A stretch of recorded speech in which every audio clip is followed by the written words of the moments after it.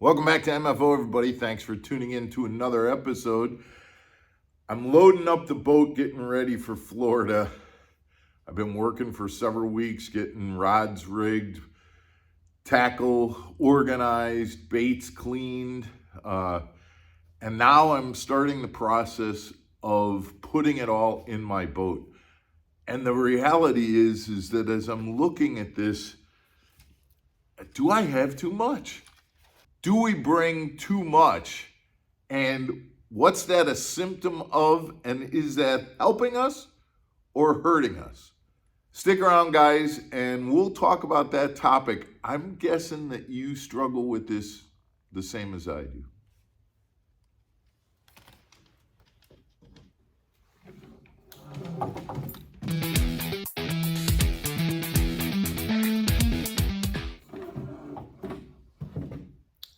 Welcome back to Mark Fisher Outdoors, everybody. I'm Mark Fisher.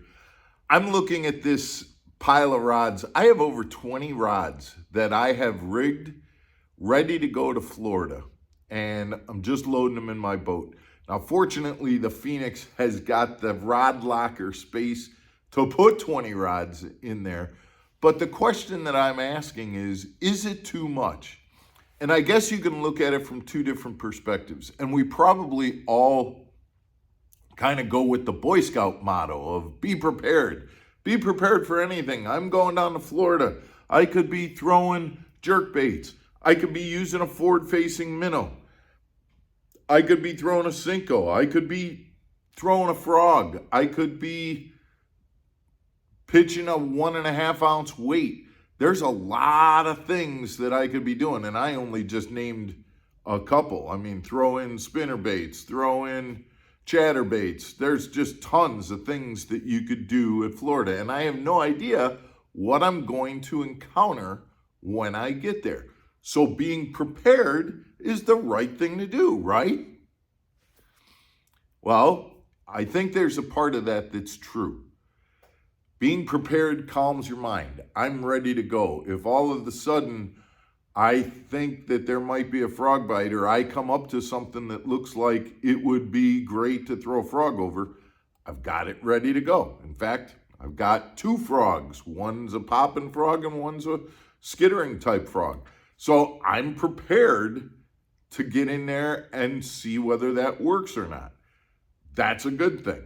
Putting yourself in a position to have the right equipment, the right baits, and being able to test something out on the water during practice, that seems to make sense.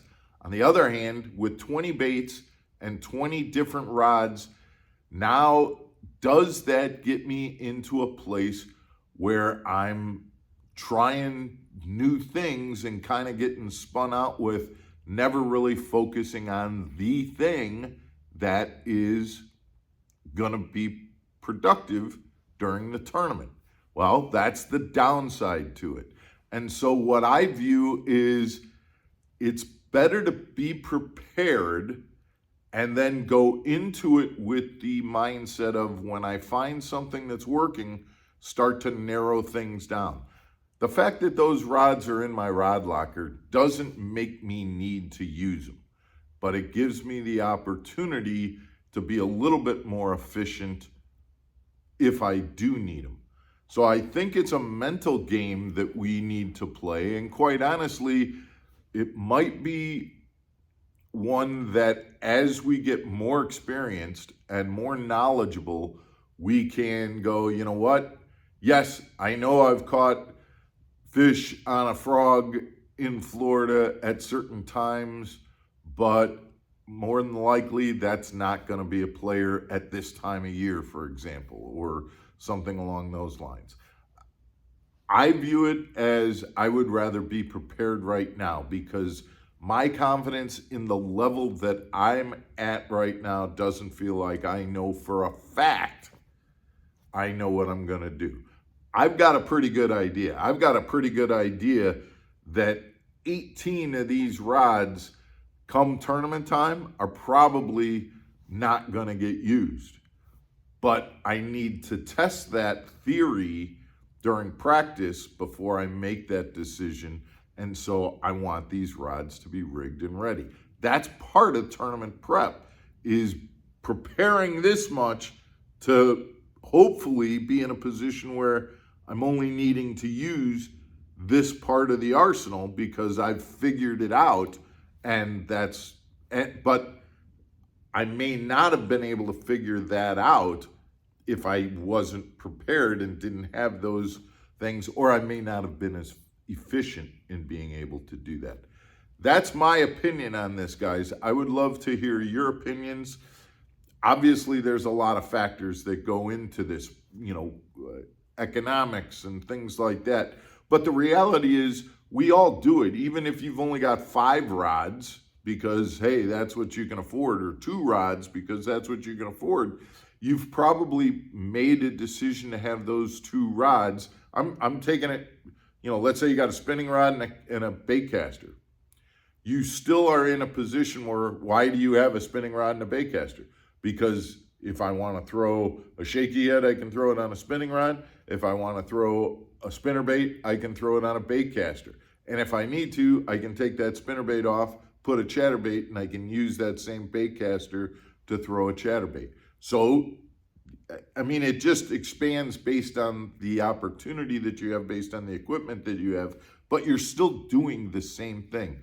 You're thinking about preparation. You're planning on what baits you might need on your outing, and then trying to be as prepared as possible, bringing those baits, bringing those colors, bringing those things that you need to be able to whittle it down during practice, to be on a winning pattern where you don't need all 20 of those by the time you get into the tournament.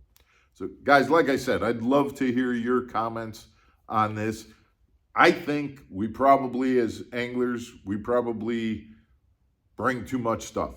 I know for me, people ask me how fast my boat goes. My boat goes slow because it's filled.